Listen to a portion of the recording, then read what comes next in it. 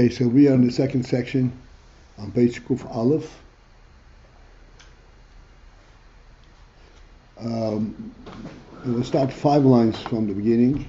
The line begins with Mishachim Sphirot Protiyos.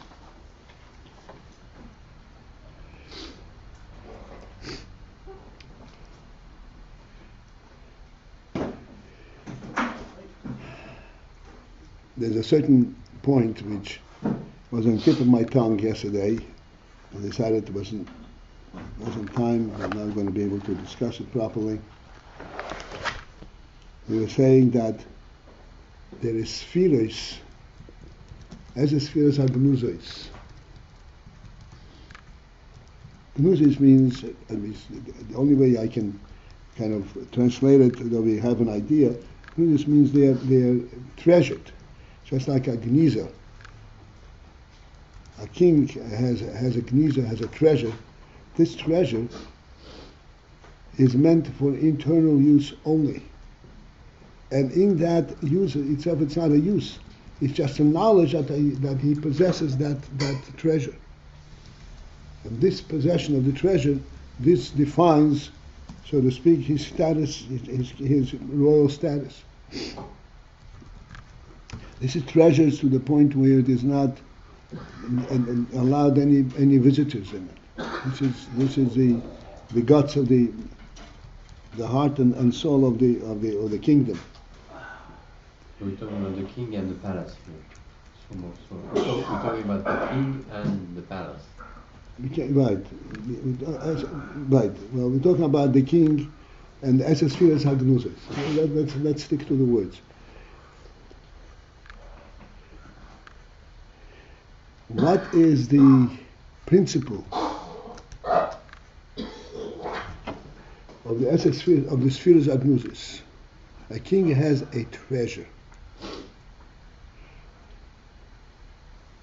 What is in that treasure? And what does it do for his kingdom?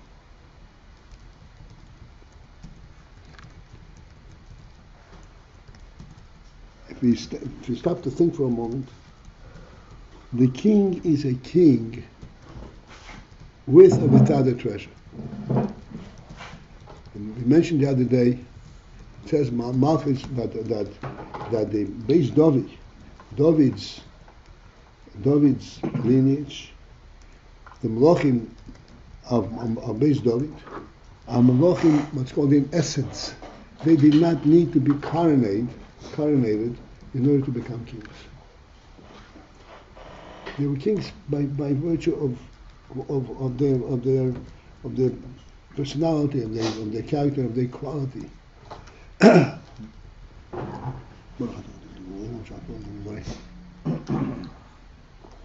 It's called melech be'etzem.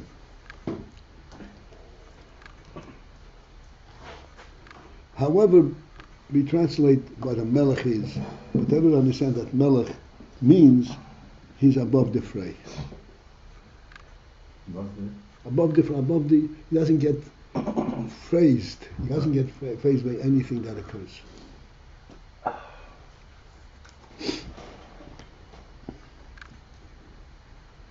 So what is the treasure about?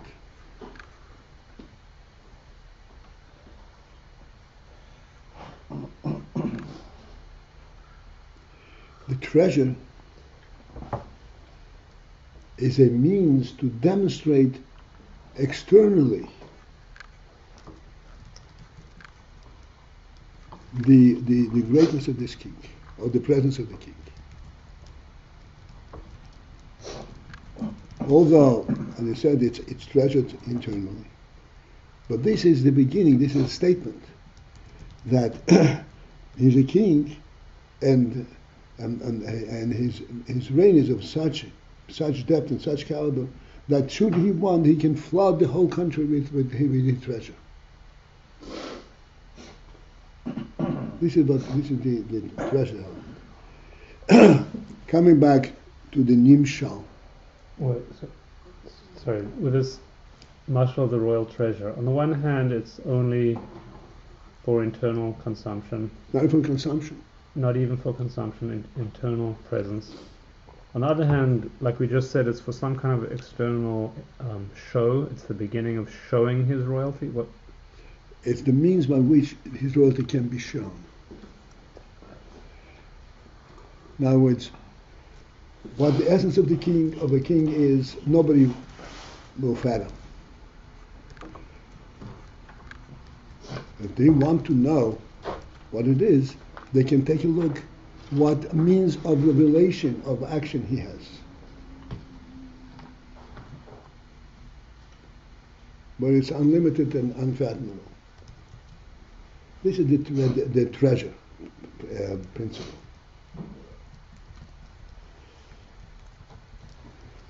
So, as a sphirot genuzot, in the Maila, in the Lakus, we say also, in essence, two things. There's the etzem, the ein sof, and there's the oir ein sof.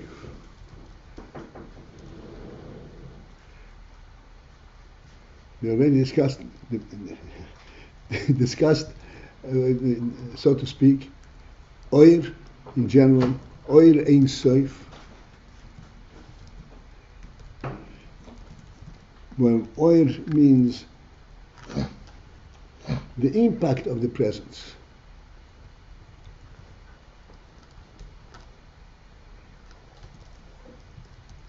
This oir does not have an identifiable presence. It's not a tangible thing. It's not like a ray of light. It's the impact of his presence. It's with oir. The oil aspect, he said again, this is the impact. This is the means by which others are affected by his presence. For himself, he doesn't need the oil. He's the essence itself. But others are affected by his presence via this oil.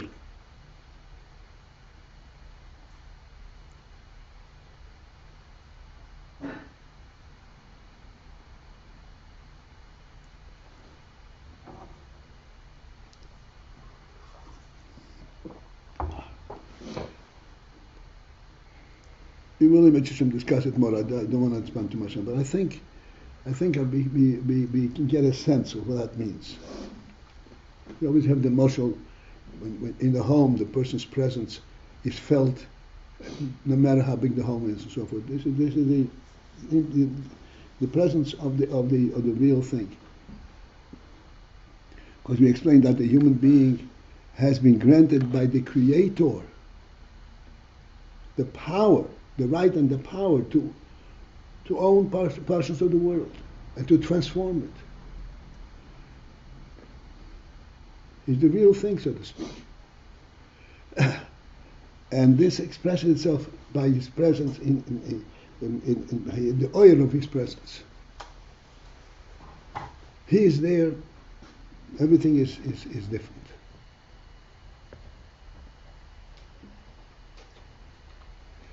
All right, that suffices for the moment. This oil. I would like to know if we can, when we've developed the notion of treasure for the king, etc., can we push the notion of king to Hashem and the presence of Hashem? Is that one of the goals of the mashal or not? Well, the presence of Hashem, this is the oil itself. Hashem per se, this is not something that this you relate to beetle. This is not. No, we can't push our seichel in there. We cannot push it No. that far. Okay. All right. And this oil, there are spheros.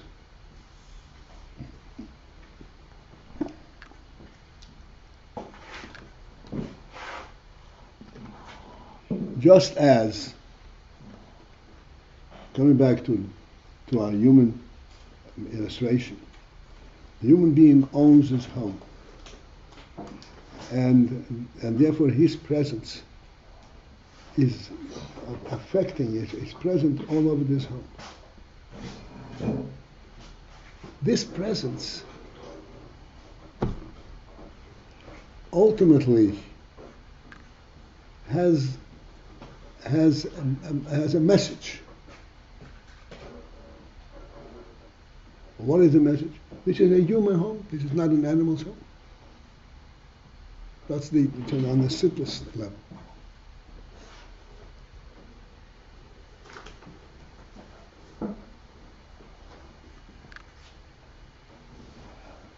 Among the things that the human being has in his home, that a human home develops into, yes, all the means of sustenance, dining room and bedroom, but also a study room and a meeting room, which is in a different category completely.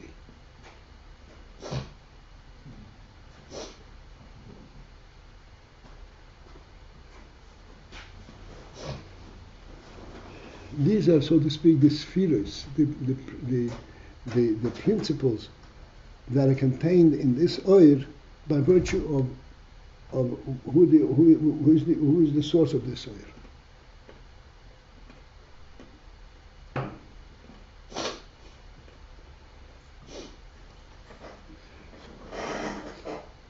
Thus, as a spheres hagmuzos, if I may say so, I'm sure you understand, to take things a little bit with a, with the seichel rather than with tangible definitions. The oir in soif has spheres, ligvu. And one of the spheres about this spheres is if the oir in soif should be identified, there's an infinite means of which you need to identify it. It's not a single thing.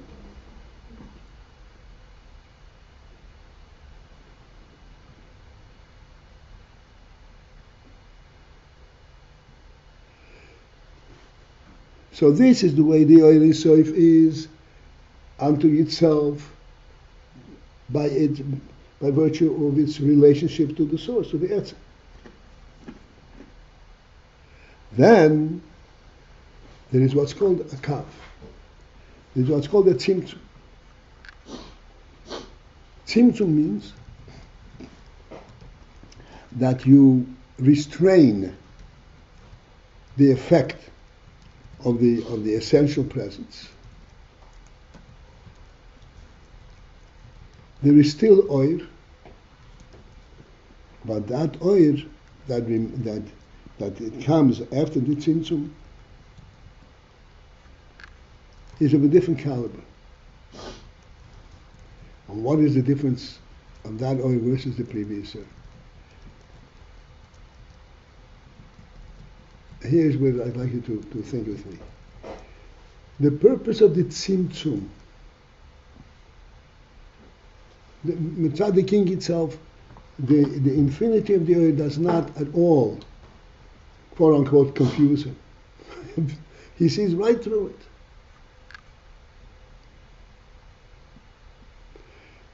But if the king wants, and the king does want, to reveal his truth. In order to reveal his truth, he has to reveal his truth. He has to constrain. He has to limit that oir, so that there will be something to identify. Because if the oil comes in Ein Sof, you can sort things out. This is what the tzimtzum is. As a result of the tzimtzum, the spheros come in the form of nekudos. They kind of individualized. Initially, mitzad the oil, the spheros, there's unlimited spheros, and they're all together, and then nobody is confused by it.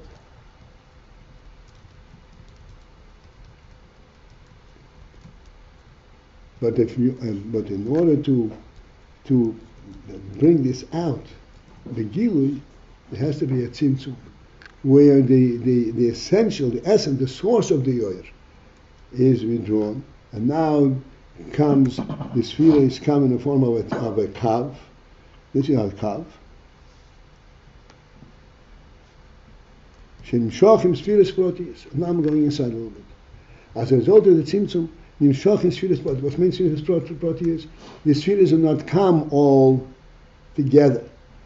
Together, it represents the essential truth. But now, as a result of the tzimtzum, you're able to identify and to bring out individual spheres. And that is the purpose of the tzimtzum. In order to be able to show the treasure, so to speak. To show the treasure to whom? To those who will not understand what the treasure is in the first place. To them you have to show it in bits and pieces.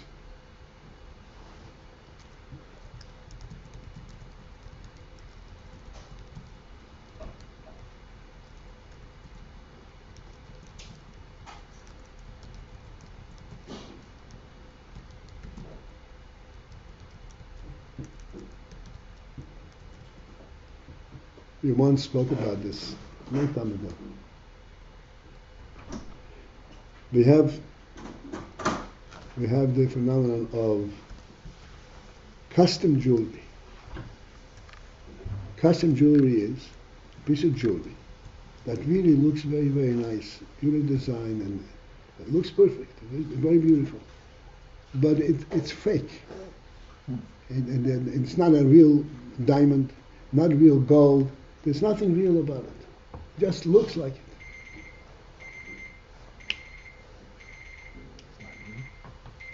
It's in your pocket. Sorry. Okay. And you have, I could say, the majority of people today, they make a difference. What's the difference? It's beautiful. You mentioned the other day, a Jewish girl. You custom jewelry, I can't wait. Just give me a small thing, but it should be real. Who appreciates the difference between a big piece of jewelry that hangs, that pulls down the ears and covers your whole front, and it's not real, and a little stone that you can hardly see.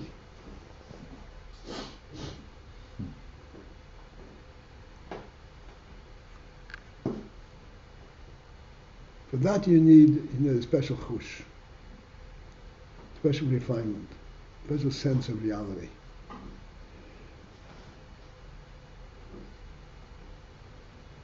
So these eser sphirot genuzot, this is the real thing. This is why they're genuzot. Because if you come there unprepared, without the proper introduction, you won't see the difference between that and custom jewelry. And fake. Like even now that there is a Torah and there is all the riches that REBBE gave us, and we fail to identify the difference between a mitzvah from the Torah and some kind of a structured rule.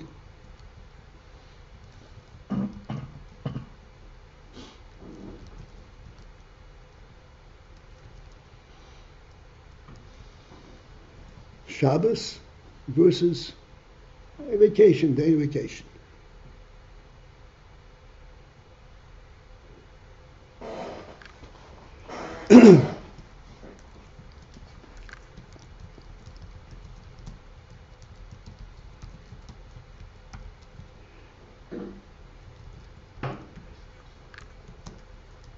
This is the name that to the tzimtzum, nimshachot sphirot proteus. But these are real spheres. Oh, so just to get the mashal nimshal, obviously both the eser sphirot genuzot we're showing are authentic, not counterfeit. but also after the kav, those two are let's say small but real. That's the point, That's right? Okay. Okay. The Shochan Sphirot Proteus. And then the Rebbe goes further, as we very touched upon this, that even after the Tzimtzum, and im Shochan Sphirot Proteus, im Heyais, even though, Shebehakav Hein Bibchinas Pshitos Adayin, that in the Kav, at that stage, the spheres are in a Bechina, in an aspect of Pshitos. What does Pshitos mean? I discussed it yesterday, and many times before. It is not a structured, it's not, like we said, custom jewelry. It's a real thing. The real thing represents the real thing.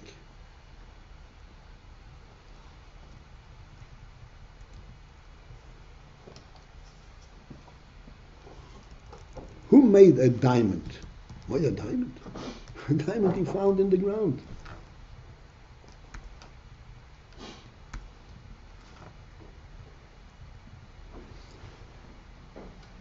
And begin to shit that.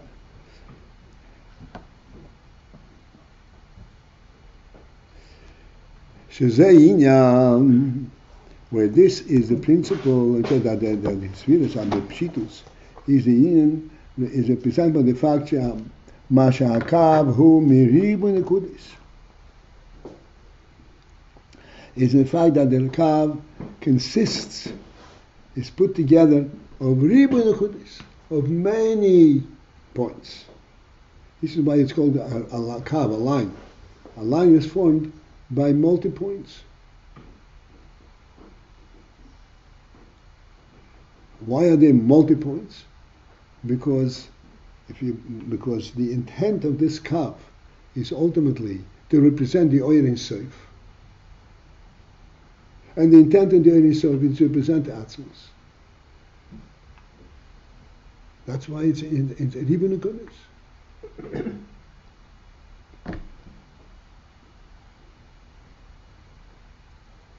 Commission is Boiliyah Perek Lamed Aleph. Ribuy Nekudas in a kav. Why not Ribuy Nekudas in a shetach?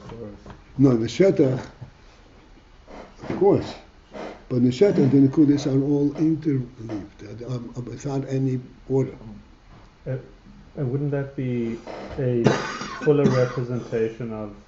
Yes, yeah, definitely. But that representation cannot be further developed to be appreciated in the world. It would be sort of too overwhelming, or that's what the Tzimtzum is about. Mm-hmm, mm-hmm.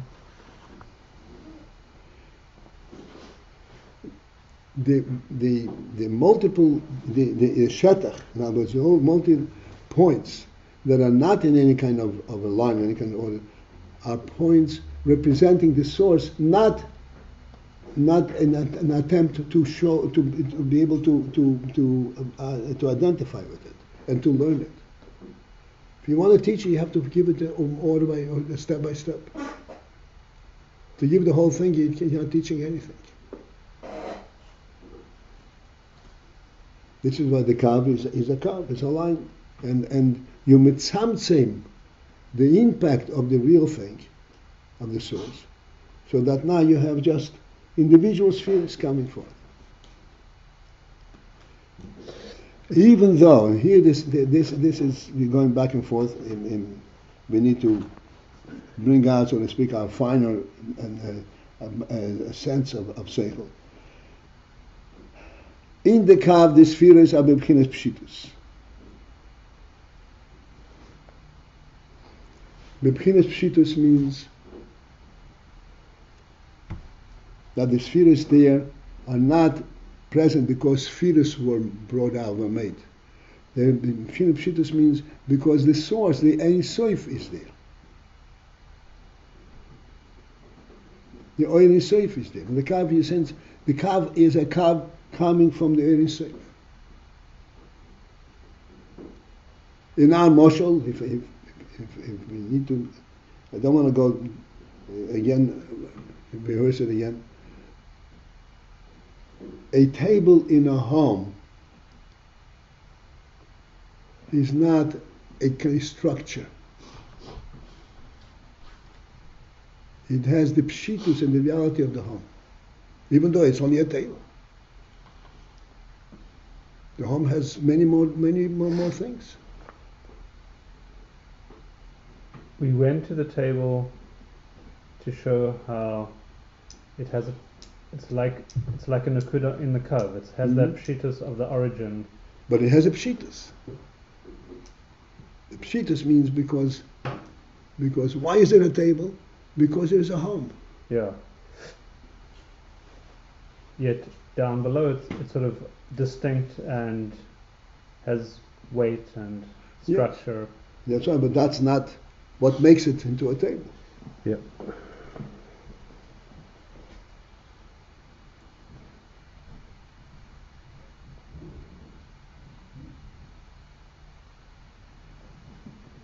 So even though in the cavity is b'chinas pshitus, and this is why the cavity is miriv nekudis, which is well yelled. The komokim still harei hu b'chinas kav hamido.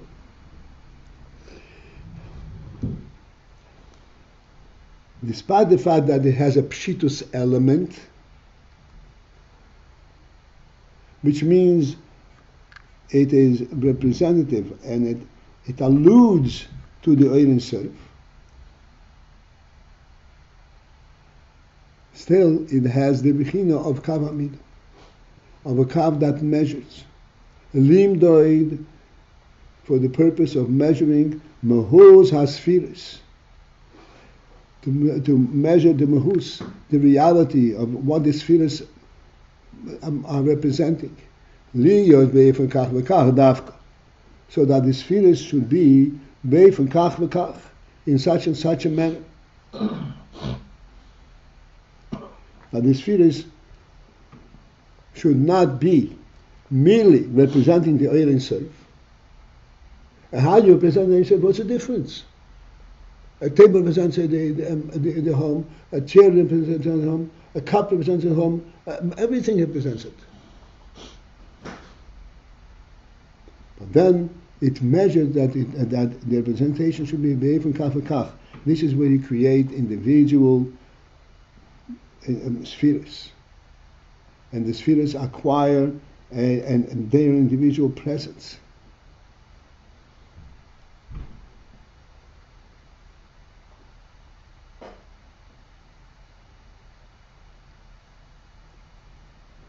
Shazeh. Okay, here's the next step. Shazeh, where this principle that the spheres have been measured, you've gotten a midah.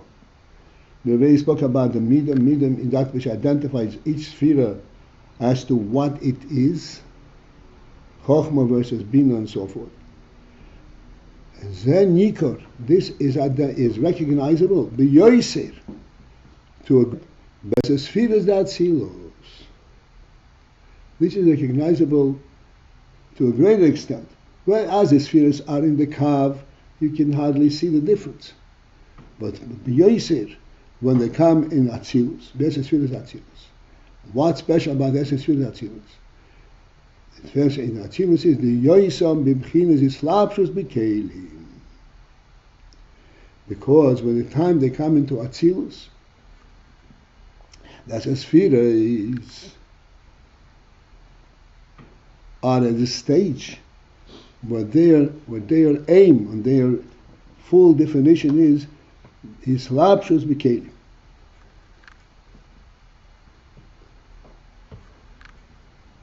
Islapshus means to be fitted into Kelim.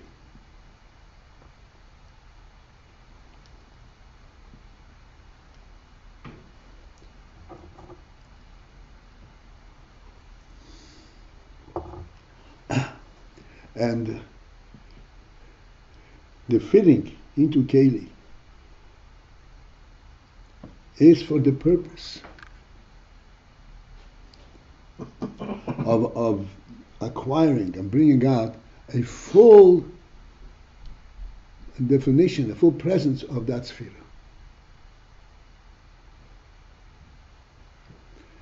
Let's take it back to our moshel of the home. I only have 2 minutes. I'd like to bring this out. A home is not just a roof, so to speak, a shelter against the elements. A home provides for the human being, and only the human being has, so to speak, this kind of privilege, this kind of status. Provides a place where he feels perfectly comfortable. Everything there is accommodating him. And accommodating the human being is not a simple thing, because he is a royal staff. If he needs to eat, he needs a common place. He needs to be able to hold his plate. He needs a spoon that will feed him, and the food has to be prepared properly.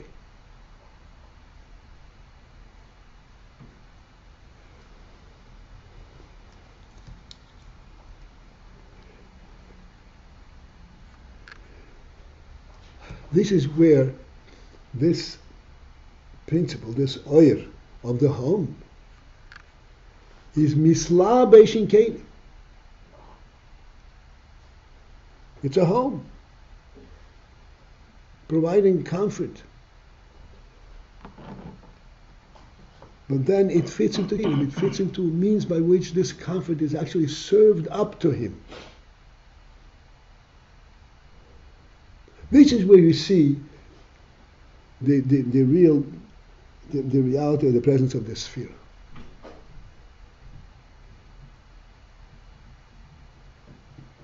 Overall, it has this overall message. But where the sphirot fully identified, when it is bislapshus in kelim.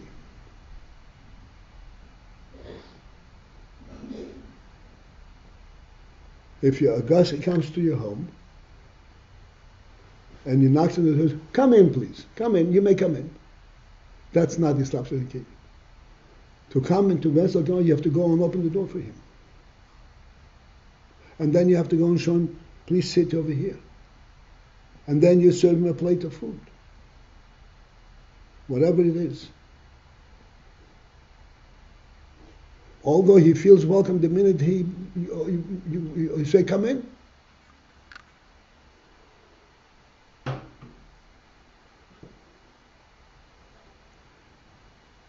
This come in contains many, many spheres. And ultimately these spheres have to be bislapshus in kelim. That's when it becomes a real thing.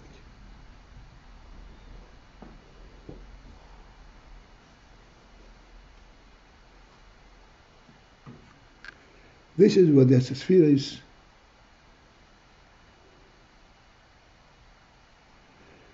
are defined specifically what they stand for, each sphere by itself. And in Atzilus, this is where you come to be eser bislapshus b'kelim. They fit into Keli, they can be presented by a definitive presence. Shenasim al yedei zeh, let's continue a few more moments. Shenasim al yedei zeh b'chinas mitzius, whereby, by being slavish in Kelim, the spheres then become, as a result of that, in the state, in definition of mitzius, of a presence. Normally, the sphere is oyer, representing their source. They don't need anything to support them. But here they become a mitzius.